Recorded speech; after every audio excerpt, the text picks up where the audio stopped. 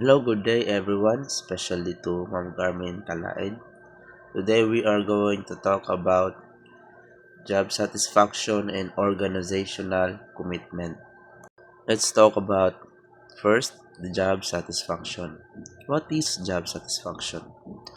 Job satisfaction is how positively or negatively an employee feels about their jobs. This includes what they think about the job, how it makes them feel, and how they act at work. No? So, job satisfaction is the feedback of an employee, whether it's positive or negative, no, about sa ilahang trabaho or gitrabahoan, no. This includes no sa ilahang gihuna-huna, no, or sa ilahang feel, no, or sa ilahang mga kuan, sa ilahang mga act or mga nilihukan sa trabaho. Mao na siyang mga feedback nato ano whether is positive or negative, happy or dili happy no sa ato ang mga trabaho. Organizational commitment, how attached and loyal an employee to in their company or organization, no. So mao ni siya ang anang ato ang commitment if we are committed to the work na ato ang gusto or sa company no mo na nay mga interview, gusto nila madungog sa ato unsa ta ka ano loyal or committed para ganahan sila no sa ato ang mga trabaho. So why it matters no ano importante kaayo nila learn nato karon no. These two things affect how well employees work, whether they stay at a company, and how happy, healthy they are on the jobs. Studying them helps organization do better and treat employees fairly, no? So, importante kaayo no na mahibaluan nato ni job satisfaction and organizational commitment no. Aron na mahibaluan nato ang unsa ka ano ba happy, healthy ang sa tao no. Di ari sa company no, if ever man na kita puhon maging HR or maging manager no, if we are treating our employees no fairly no, or we are treating them equal no. What makes people satisfied with their jobs? First, job characteristics approach no, say satisfaction depends on what the job actually offers versus what employees want, like pay, working condition, or good supervision. Ang satisfaction di ay sa ka-employee kay nagadepende di ay sa unsa ang gi-offer no sa company no unsa ang gi-offer na job, um, like unsa ang mga benefits ana no or unsa ang ilang makuha like pay or working condition or ang good supervision no sa ila. um, Example nato no, if you care a lot about learning new things no at work, having a job that lets you grow will make you more satisfied that one that doesn't no. So if ang company is making you grow, learning new things no, helping you be better every day no, so masatisfied jud ang isa ka employee no, versus na kung unsay gusto ra nimo no na may baluan no, dili jud ka ano masatisfied or na happy sa company o sa imong gitrabahoan. If your job lets you take training classes or work on new projects, you'll probably be very satisfied. But if you do the simple task every single day with no chance to learn, you'll likely feel unhappy. No? So, kung imo ang gitrabahoan kay tagaan ka og mga new task no every day or tagaan ka like mga training classes no para mag-learn ka og new things no. So you'll be happy, no? Kay mag-learn man ka, mag-grow man ka, although na mga situation like malisudan ka, but kasi mong hunahuna ba na ay kuani para sa ako ara po, no? So win-win solution sa company, mag-learn maka-help kan even sa imong kaugalingon ba na madala po nimo ba. And ang isa po na situation, if ang isa ka company is tagaan ka og trabaho, no, anong every single day na maulan jud, so maboard jud ka, or at the end of the day, or pila ka years, no, sa pagtrabaho nimo ana sila ka og sulat sa papel, wala kay new learnings, wala kay training or anything na new, no, you will feel unhappy, you will uh, unsatisfied, no, hanagod, and kapuyon jud ang isa ka employee. For number two, social information processing theory. This one says that that the people around us and how we think about our own actions shape how we feel about our job. We don't just decide how we feel all on our own. What we hear about others affects us a lot. No? So, mo ni siya ang kasi mga madungog nato sa uban, no, makaapekto gihapon sa toa, and even sa to mga decision, no, maka-shape gihapon siya sa to mga buhaton ng mga decision, no. For example, suppose you've been okay with your boss so far, no, okay kaayo ta sa tong boss, wala siya problema, maayo kayo siyang modala so far, no, kay first time pa man nato. But if all your coworkers, no, keep complaining about how bad the boss is, after a while, you might start feeling unhappy too, even if nothing really changed in how they treat you. No? So, um, if ang tanan nimong mga kauban, no, if all of your coworkers is not okay, or ang ilang feedback sa imuhang boss is bad, or they keep complaining how not good your boss is, you start feeling unhappy too, because kuan man apektuhan man ka sa environment pod, no, sa inyong trabaho, and even na maayo ang trato sa boss sa imuha, you will start feeling what they feel also, no, kay maka apekto man jud ang naa sa palibot, labi na ganang unsa ang ilang mga ginaingon, no, ikaw pod, no, na nagtrabaho dira, no, makuan pod ka, no, you will start to feel what they feel also. But it depends on the people, no, it depends on the boss, no, but if you have a character na to do what is right, to do what you want to do or supposed to do, you must do it, no, dili ka mo go beyond, no, sa trabaho na like sobra na break boundaries, or sorry sa mga space sa tao.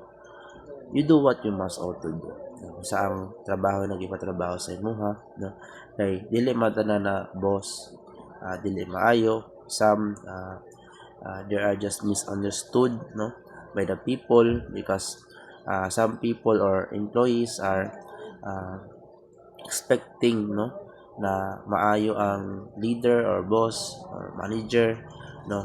So ikaw na nagtrabaho, no, you must do what you must do as an employee. So mao to siya ang social information processing theory. Let us proceed, no, sa dispositional approach. This theory says that some people are just naturally more positive or negative about work. No matter where they go, it's part of who they are as a person, no? So, mo ni siya ang kuan daw ni natural lang sa imuha ba, no?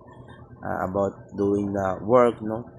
O kung usa man na siya kalisod, no, dali ra, no, kanang ma-overcome, no, kay nana sa ilahan na sa imuha, no, as a employee, or part na sa imuhang ugali ba, no, as a person. For example, think about two people working the same job with the same pay and condition. One person is usually optimistic and sees the good in things.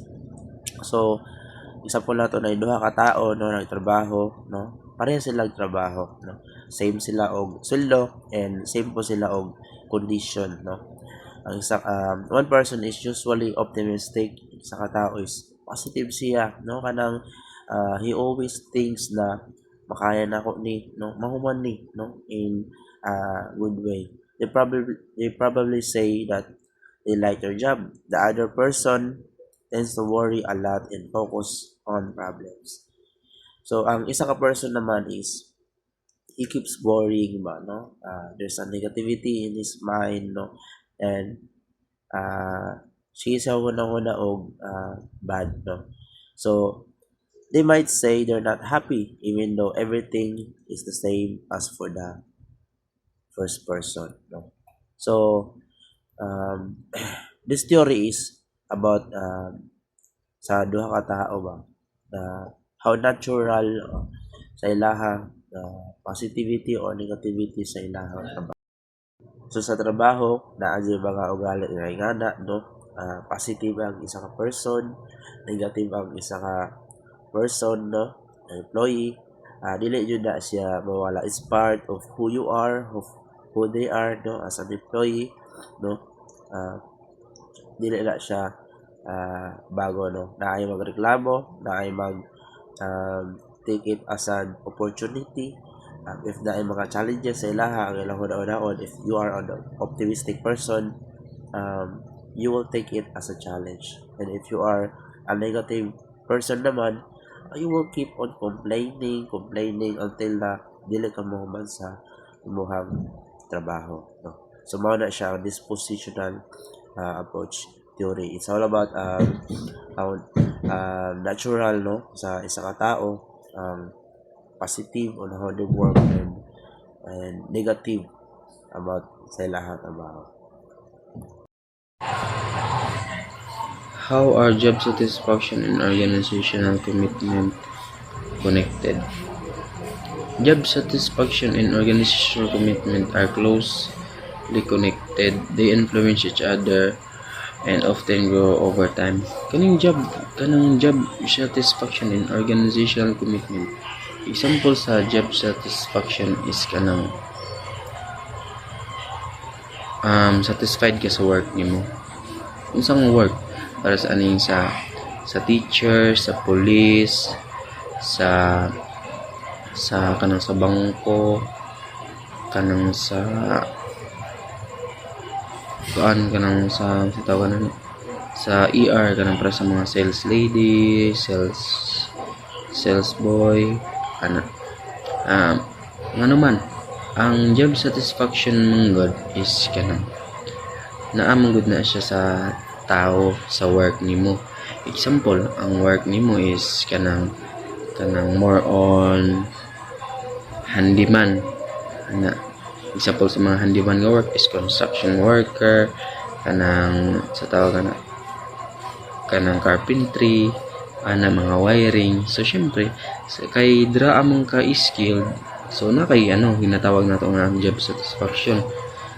Kaya ang environment nimo is didto man nituyok, which is kay man skilled nimo mao man ay mo skilled, diba? So na jud job satisfaction and kanang daghang kag mga amigo, daghang kag makaila nga mga kon sila, daghang kag makaistorya, daghang kag masuod, which is kanang perminti na nimo makaistorya and happy ka makaistorya sila, daghang makigalo-bilo ka sa mga co-workers nimo kana. Okay, pares anang namugudra ang part nga like task something ana. So pag na-task, like example ron more on handy ana. So ngita ikagkuan nimo kauban nga para muhatag sa imo ay tunuli ko ani. Example, tunuli ko og plies, palihog sa kuan sa stars ko. And sa organizational commitment nganong kuan sila kay kuan mo gud ni kanang loyalty sa isa ka organization. Example, ang organization nga kuan nimo is kanang construction site, diba? Example ana is kanang Garcia Construction Site.